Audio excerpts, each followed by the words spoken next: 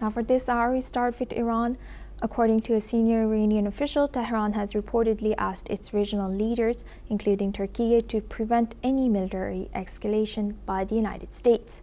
The official has also warned that Iran would strike U.S. bases in the region if it is attacked by Washington.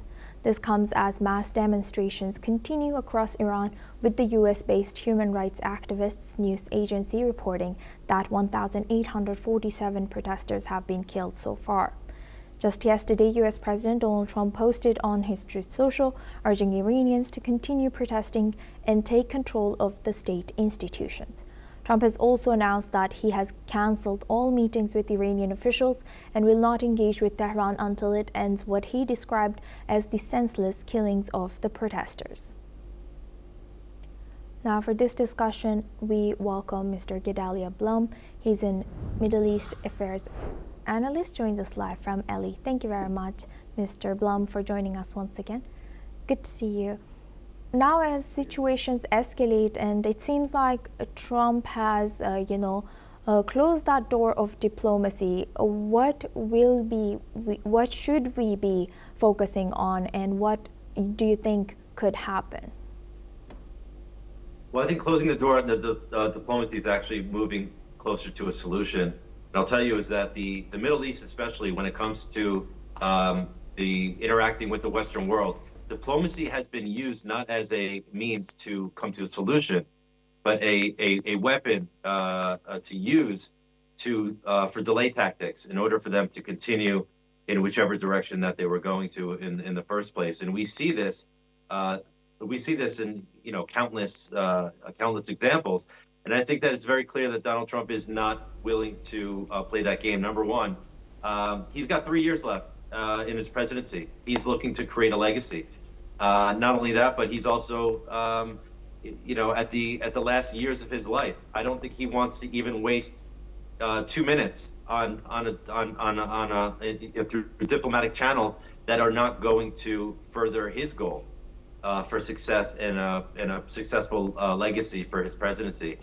And so I think actually closing those diplomatic channels is actually what's going to create the pressure that's needed for any kind of solution, which I honestly don't think that it's going to have anything to do with the regime. The toothpaste is out of the tube, as they say. You can't push it back in. And despite the fact that we don't know the exact numbers of the people on the streets protesting against the regime, we do know that there is a significant PR campaign in support of the protesters, of the revolutionaries, against the regime, and it's time for this 47-year oppressiveness to end already.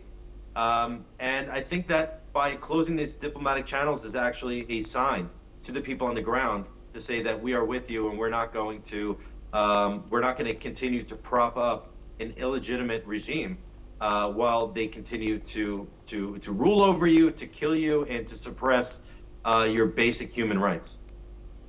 Right. As you mentioned that the legacy that Trump is trying to leave, but Iranian people at the end of the day are not the voters that he's seeking to, right? So why do you think he's prioritizing this instead of, the domestic politics such as the ICE shootings and ICE protests against ICE agents, ICE immigration crackdown, and Jeffrey Epstein, so many cases that could get Trump more voting? What do you think, what's his motive here? I mean, I think his motive is not for necessarily his own personal position in the politic of domestic politics in the United States. I think that he sees himself as a world leader, and with a world leader, he understands that, especially in the recent. We might have lost our guest while we check the connection. We'll be moving on to our next read. Thank you very much, Mr. Blum, for sharing that insight once again. Now we have a breaking news. The Indian embassy in Tehran has issued a fresh advisory for all Indian nationals in Iran. Citizens, including students, pilgrims, tourists, and business travelers, are being urged to leave the country by any available means. including commercial flights, amid the evolving situation in Iran. The embassy has asked everyone to exercise caution, avoid protests, and stay updated through local media. All travel and identity documents should be kept handy.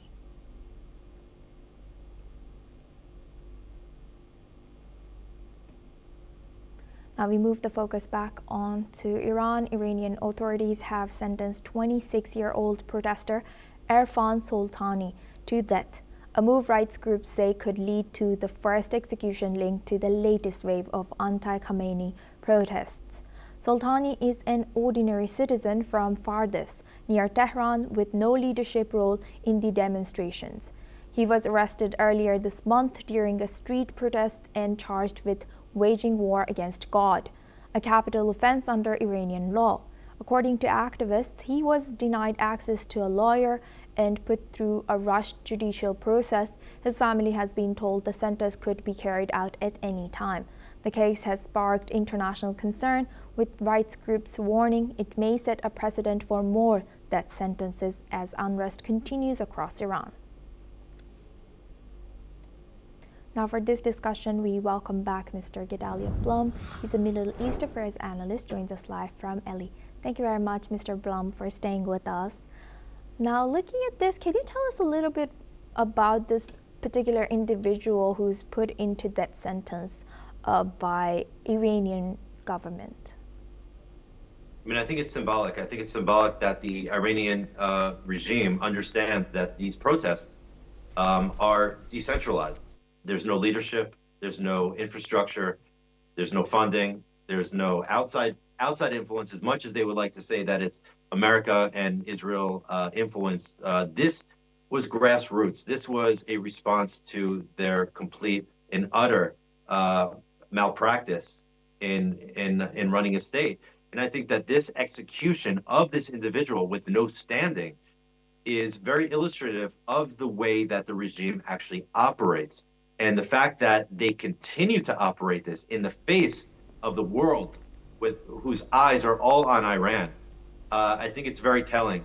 And I think this goes back to why President Trump is ended all diplomatic channels, is because this is who they really are. They really believe that they are executing people in protecting God's image.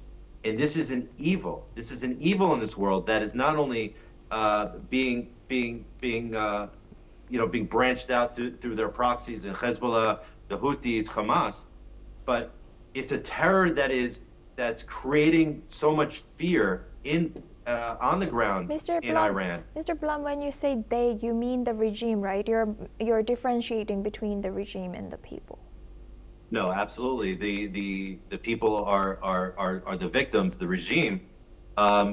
This is how 40,000 IRGC members could control a whole country. Is not through brute force, but through brute fear. And what they do is they take somebody off the street and they publicize that this is just an ordinary person and that he stood up against the regime. And now we're going to set up the cranes and hang him in public view and let him sit there for a number of days so everybody can understand what happens to you as a normal person when you speak out against the regime. And when they put that level of fear into people, that's how they keep control, and that's what they're trying to maintain, that level of control. But like I said before, the toothpaste is already out of the tube. There's no pushing it back. The people on the ground are so large in numbers that they don't feel that they are going to be individually isolated and picked out. Instead, but they feel that they do have this like kind of mob strength, where you have anonymity, but you do have the strength in numbers to walk down the streets in the hundreds of thousands, if not millions of people at the same time. Right.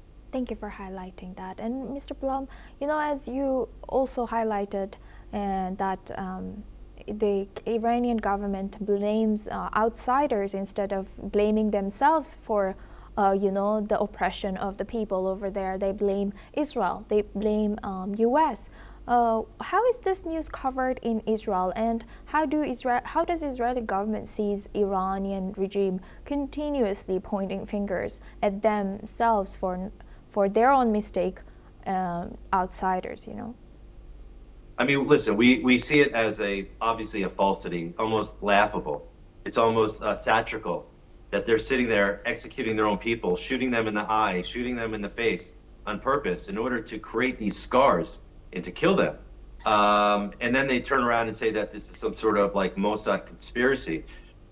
We've seen this forever, and we see this through all fascists and all dictatorships and all Islamist rulers who are not free societies, but fierce societies who oppress their own people. And the only way for their people to stay with them is for these leaders to create an enemy from outside. And when you create an enemy from outside, you could always blame all the hardships of the people that they're responsible for on somebody external. And so this is something that we've heard for the last 47 years. We hear it from many other nations. North Korea, we heard it from Venezuela. We still hear it from Venezuela. We hear it from these fierce societies that they need to have an enemy outside to blame. And we know this game, and so nobody takes their rhetoric seriously. And I don't think, not Israelis, not Iranians. Everybody, it's very clear what they're doing, and they're desperate. And this accusation of external players is just a very clear illustration of their desperation. And Mr. Blum, you know, we saw a few years ago the Mahsa Amini protest, which led to some kind of changing in the women's head coverings, scarves, and hijab laws that were forcefully applied to Iranian people in Iran. Do you think that the death penalty of Mr. Erfan Soltani would have a similar effect? And, you know, just maybe Iranian government will just maybe change a little bit rules here and there, and then just wait for this protest to fizzle out. What's the change? What's the difference if that were to happen? The same thing that was to happen today regarding this protest that's ongoing, and then the difference with Mahsa Amini effect from previous protest which we saw in Iran. It was also huge. Yeah, so I mean, there's a very significant difference between these two protests. The previous one that you mentioned, yes, was about human rights issues, in which everybody, of course, is very much attuned to and wants to see human rights for their fellow man. On the other side of it, though, is that fear, that level of fear that the government puts into people, that nobody wanted to come en masse onto the streets and put themselves on the line and becoming the next victim. What's different here is the economic variable, which is what actually triggered these protests, which is the complete mismanagement of the currency, of water management, of energy, of all these different, they converged. And all of a sudden now we have the university students are the ones that actually triggered and joined in on this ideological protest. So I see this as much different. I don't see going back to this, especially with the Iranian regime's surveillance state, in which they are monitoring every single person as much as they can who's on the street. And I think that these people understand that once they showed their face, once the women showed their hair, that they will always be some sort of digital file somewhere in the IRGC, and it's only a matter of time till somebody comes and knocks on their door at 3 o'clock in the morning. And they would rather die on the streets than not be able to sleep at night under a fierce society, thinking that they were going to be dragged out to be tortured and killed. And especially when it comes to generational, they don't want to see that their children are also in that situation. Right. And lastly, do you know, not do you know, but like our generation or my generation, we don't have the image of Iran other than this current regime. Do you think that if this regime was to fall over, how will that change or liberate their image? And how do you think this will be affecting the image of Iran that a lot of people right now have around the world? That's the $1 million question, because we all see that, first of all, Iran is a very diverse region. It's a very diverse country. There's people from different ethnicities, different religions, different cultures, different values, all the way from those who support the Islamic regime to those who are looking to separate themselves from the state of Iran. So the day after, how Iran is going to be seen around the world is really depending on if those who can converge around the fall of the regime, if they could actually sit down and talk about the day after, and come to some sort of peaceful transition in which all parties can maintain some sort of sovereignty within a state, I think that the future will be free. I'm not sure how exactly free. We are talking about the Middle East. We're not talking about the United States.